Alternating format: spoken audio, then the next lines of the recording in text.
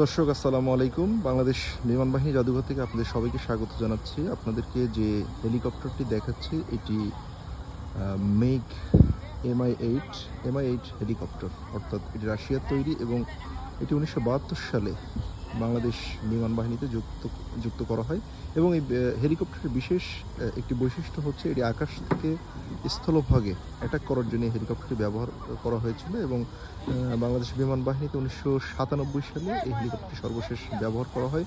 বর্তমানে এই হেলিকপ্টারটি এখন পরিত্যক্ত অবস্থায় এবং বিমান বাহিনীর জাদুঘরে এটি বিমান বাহিনীর জাদুঘরে এটি আপনার দর্শনার্থীদের প্রদর্শনের জন্য এটি রাখা হয়েছে। এই সেই MI8, এটি রাশিয়ার তৈরি একটি হেলিকপ্টার।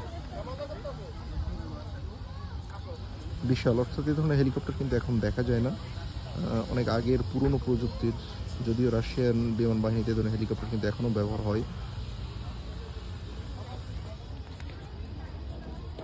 সেটি আপনাদেরকে একটু দেখানোর চেষ্টা করছি।